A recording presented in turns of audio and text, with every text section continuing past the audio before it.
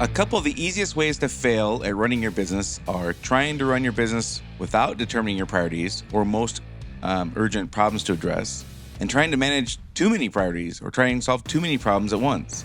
So, how can you pick the 3 to 5 priorities that are most important for you in your business? Stay tuned to find out. Running a service business can be hard.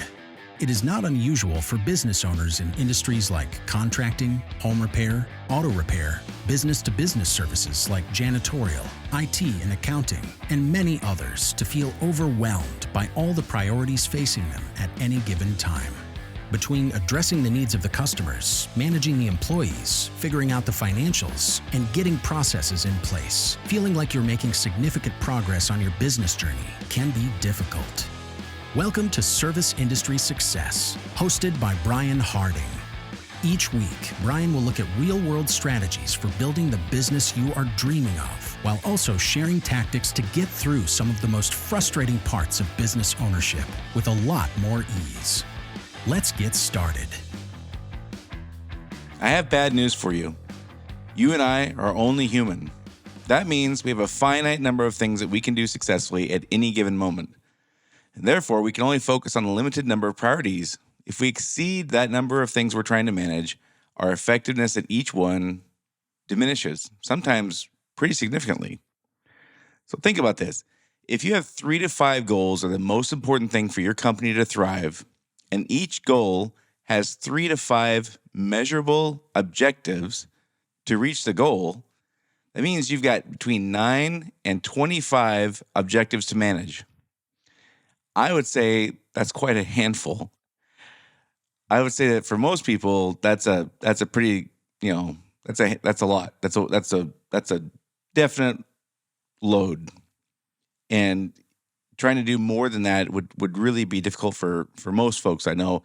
And, allowing yourself the time and energy and things like that to take care of the day-to-day emergencies that come up and fires you got to put out and all that kind of stuff. So 9 to 25 objectives, I would say, is a pretty good handful. Any more than that, I would say you're definitely at risk of affecting your ability to successfully manage each one of the 9 to 25. And that's with only 3 to 5 priorities. That's with only 3 to 5 guiding goals that we're really focusing on at any given time in our business. So I just think that that's a reasonable number for us to stick with. I also think that if you have too many priorities, too many goals, too many problems you're trying to solve, good luck. If you have a team of people, if you have 5 or 10 or 40 or 50, the larger the more difficult it gets. If you have 8, 10, 12 different priorities and goals at any given time, I just think you greatly reduce the likelihood you're going to reach any of those things if it's a large number. I really think 3 to 5 is kind of the max. There's an old saying that when everything is a priority, nothing is really a priority. And I really think that's true. I really think there's a lot to that. You just can't operate under the pretense that everything is an emergency and you're going to have 12 different things that are going to guide how you operate. You just don't have the time to train that. Your team and yourself sometimes don't have the bandwidth to process that and keep track of all that stuff. You really got to boil it down to 3 to 5, I would say. So what I think is critical is to identify the goals that will give you and your business the most bang for your investment buck. Now, when I talk about investment, I don't just mean money. It could be money, but it could also be time. I mean, you only have so many hours of training per week or per month or per year, however you do your training, that you can commit. So you've really got to boil this down to what's the low hanging fruit? What's the best ROI? Like whatever your approach is to that, what's the best return on your investment? Really is what it comes down to. The best bang for your investment buck. So again, a lot of times we're talking time. The time you have to train people and to communicate ideas and strategies and technical information and safety information and legal information, you're really limited. So how do you pick the goals that are going to give you the most bang, and you and your business, the most bang for your investment buck? And again, when I say investment, I really mean time a lot of times more than money. Of course, there's money involved, and there's other energy and things like that, but time is really what the critical thing is for most businesses. So here's how I kind of look at how we figure out what our priorities should be for each business. So in my world, there's 5 stages to a business. Stage 1 is basically startup, until you have a handful of employees. And stage 5 is when you're looking to either sell the business, hire a permanent general manager or something like that to run the business, or you're going to have like a succession plan where you're going to turn the business over to somebody else. Maybe it's family, maybe it's not. There's only like 4 different scenarios really that kind of play out towards the end. You either sell or, something like that, or you hire a manager to run it until you're ready to sell or leave it to your family or however that works. So that's stage 5. So stage 1 is kind of startup through having a handful of employees or a couple of employees. Stage 5 is kind of the end. So in my world, that's kind of the stages I've developed. And I'll tell you a little bit how you can find the information for that if you're interested, if you're looking for help in determining where your business is. But I kind of look at this like you're driving a car. When you're driving a car, you're looking 5 to 10 seconds ahead. I think when I was in driver's ed a million years ago, they taught 8 seconds was the magic number. I don't know what it is now. It's probably somewhere between 5 and 10 seconds you're looking ahead. But the distance you're looking ahead is determined by your speed. So, for example, 5 to 10 seconds looking ahead, on a 25 mile an hour residential street is probably a half a block to a block, I'm guessing. A main thoroughway in a residential area, like a 35 mile an hour arterial, you're probably looking a tenth of a mile or so ahead. A main road, a 50 mile an hour main road, but not a freeway, you're probably looking, 2.5 football fields ahead, something like that, I'm guessing. And on a freeway, if you're doing 70 miles an hour, you're probably looking a half a mile to a mile ahead. Each one of those things is a different kind of stage of driving. When you're going a slower pace, you're looking at shorter distance. Even though you're looking the same time frame ahead, you're looking shorter distance ahead. And that's kind of how it is with the business. As a business, when a business starts, you're looking very short term. What's happening this month? Are we going to make payroll this month? That's how it is when you first start. Am I going to make enough money to pay the bills this month? And maybe I'll look a few months ahead. Later on in stage 2, you might be looking at this year and next year. Stage 3, you might be looking 3 to 5 years out. Stage 4, you might be looking 7 to 10 years out. Stage 5, you're looking even further out. That's kind of how, and those numbers aren't exact. And again, I'll show you how you can find the information, but that's kind of how I look at this. As the business grows, you're looking the same time ahead, but you're looking a different distance ahead. And another way I look at this is kind of like a boat analogy. So you have extremes on boats from, I'm talking like motorboats here. You've got your open bow ski boat, versus a cruise ship. Well, if you compare the two on turning space and turning distance and turning time, it's not even close. The ski boat is going to turn quickly, faster, much shorter distance than a cruise ship. But if you're measuring comfort and longevity, well, then the ski boat doesn't hold a candle. The cruise ship has got it in the bag. I would much rather spend 2 weeks on a cruise ship than 2 weeks on a ski boat. There's no question. The advantage for the open bow boat is being nimble. The advantage for the cruise ship is comfort and distance. And there's tons of different kinds of boats in between those extremes. You got cabin cruisers or catamarans. They're less nimble, but they're still not as comfortable as a cruise ship. And you've got yachts, which are, again, depending on if you've got a, $200,000 yacht or a $70 million yacht, it might be better than the cruise ship. And it's not going to turn as fast as a speedboat.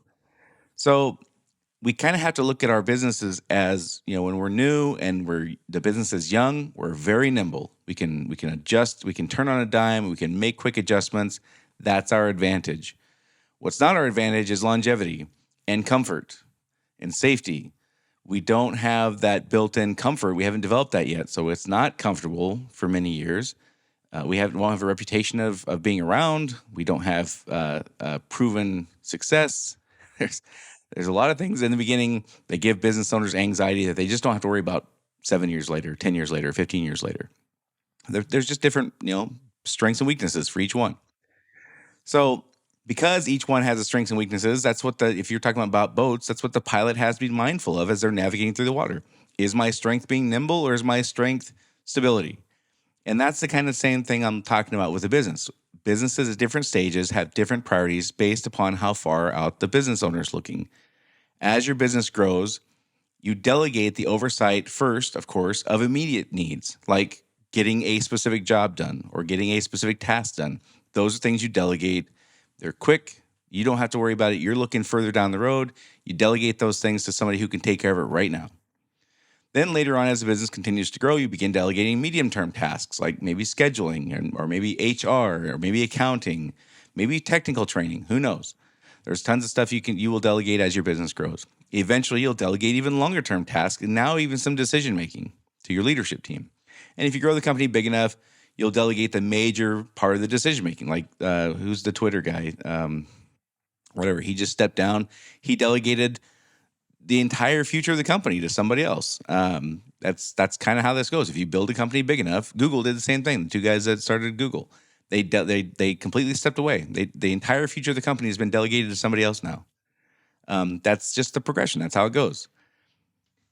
The reason for that is we can only take on so many things at one time. We have to delegate some of these things so we can continue focusing on the things the business owner should be focused on and not keep, struggling with the minutia of, is a specific job going to get done? Is a scheduling happening? Is training happening? Those kinds of things, we have to have help doing those kinds of things. So the point is, we can only handle so many things at one time. We have to keep control of the longer term needs. We have to be the pilot of the ship looking the furthest out, and we can delegate the shorter term needs and the immediate needs to somebody on our team. So we got to make sure the things we are focused on as the business owner are the right things based on the needs of the business. So how do you do that? So step one is figuring out what stage your business is in.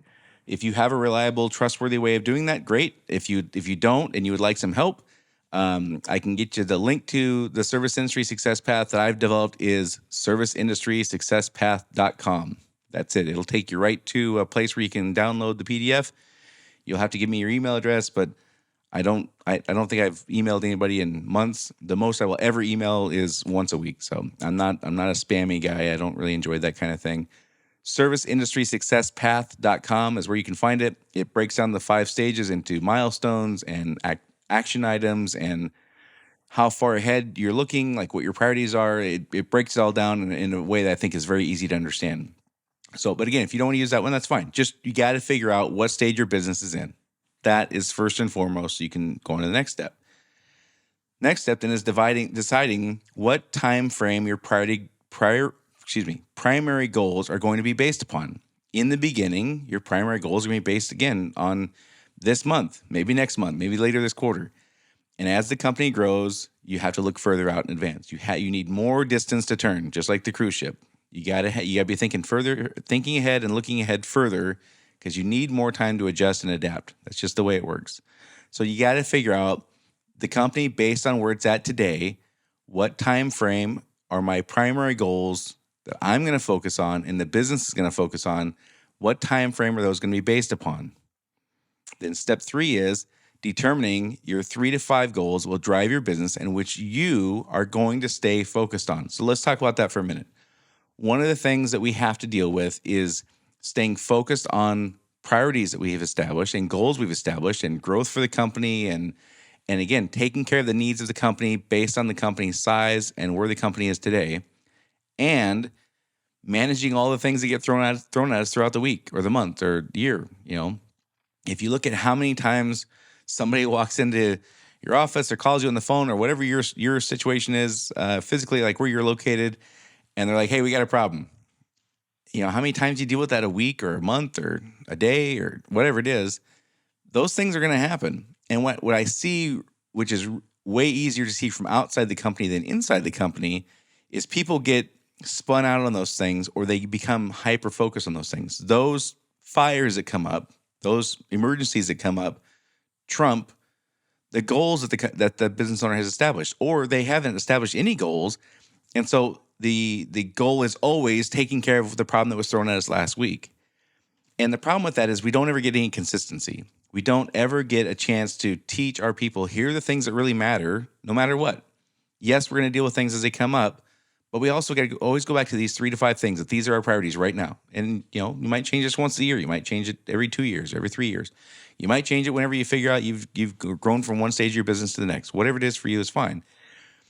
But my point is, again, this is way easier to see from outside than it is for inside. I get that. I'm not criticizing anybody for not being able to adapt to this or overcome this, because it's hard. It's really hard when you got customer complaints being thrown at you, and you got employee issues being thrown at you, and you got employees calling in sick, and all that nonsense with COVID and the rules, and it's like life is different than it was a couple years ago. And dealing with all that, it's really hard. When you got all these things being thrown at you. This is why businesses fail more than they are successful, because it's hard. You got to balance all this stuff. So this is what I'm talking about when we talk, the 3 to 5 goals that are going to drive our business, no matter what. Now, if we decide we're going to change those 3 to 5 goals, and from henceforth until we change them again, then we can make those changes. That's fine. What I'm saying, though, or recommending, is we not abandon our 3 to 5 priorities when emergencies and fires come up, and then just have an expectation that people still keep the 3 to 5 priorities. That's not how human nature works. We have to stay true to what our goals are that we've established and taught and developed and all that kind of stuff. So step 3 is determining what are those 3 to 5 goals that our company is going to focus on right now. Again, I'm a believer, if you have more than 5, everyone you have more than 5 is just, you're going to diminish the the impact that each one can have, or the value each one can have, or the effectiveness that each one can have, whatever term you want to use for that. If you have 12 goals in a year, I just don't think that's realistic to hit those. If you have 9, I don't think that's realistic. 7, I don't think. I really think 3 to 5 is the most any company can take on and really be dedicated to at any one time. So that's step 3, determining those 3 to 5 goals. Step 4 is developing the objectives to meet the goals. Now, we talked about this a couple weeks ago. The objectives are what we hold our team accountable to, not the goals themselves. So, for instance, if your goal is, we want to improve customer retention. Let's just, that's a pretty common one, or revenue growth, whatever. We don't hold our employees accountable to customer retention. We hold them accountable to the objectives we've developed, which will lead to customer retention. Whether that's better communication, and you identify specifically when we say better communication, here's the things we mean. Here's the handful of things we mean when we say better communication. If it's explaining the process better, more transparency, or quicker turnaround, or whatever it is. The objectives that we develop are what we hold the team accountable to, not the overarching goal.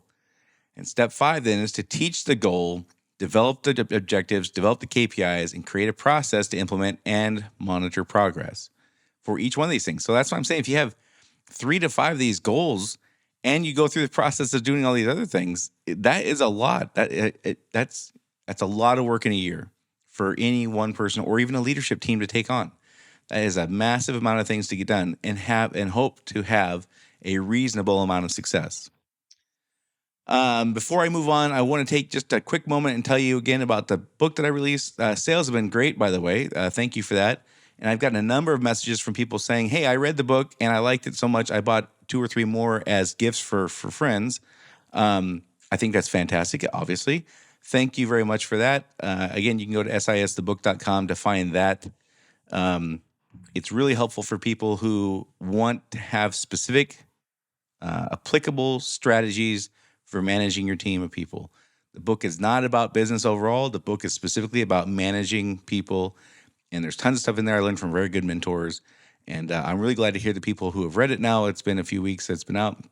People have read it, and the feedback I'm getting is good. Obviously, I wouldn't probably hear a lot of feedback yet. I don't have a big enough audience yet to hear a lot of negative feedback. But I was really excited to hear from the folks that said, hey, I read it. I'm going to buy a few more, and I'm giving away as gifts for friends. So thank you very much for that. Back to our topic. The first thing we got to do is figure out which stage our business is in. Again, if you have a reliable way of doing that, that's great. But you got to know where your business is at before you can start identifying what the priorities for your business are and which are the greatest problems for your business to overcome. If you haven't identified where your business is, the chance you're going to pick the right priorities and the right challenges to overcome, I would say are less than if you go ahead and identify where your business is at. So if you have a great way of doing it on your own, that's fantastic.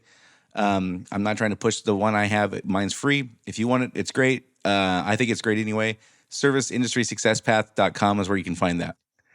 So again, remember the driving analogy. We're looking 5 to 10 seconds out at all time, but depending on the speed, we're looking at different distance. So in the beginning, if we're driving on slow streets, residential streets, we're only looking a short distance out. By the time you get up to the point where you can drive 70 miles an hour on the freeway, you're looking way further out. Same thing with the boats. The analogy I give you, I discussed on the boat, like each boat has its strengths and weaknesses based upon its size. The small ones are nimble, they can react quickly. The large one, like the cruise ship or the yacht, they have comfort, they have stability, they have things that the ski boats don't have, and that comes with time, and that comes with developing processes that create that stability. So we have to figure out which is the priority for us. We're the pilot of our business. Businesses at different stages have different priorities based upon how far out the business owner is looking. As your business grows, you're going to delegate the oversight of short-term things. In the beginning, it's tasks. Hey, I need you to take out the garbage. Hey, I need you to finish this job. I need you to make sure this is done. When you have 1 or 2 employees, that's how it goes.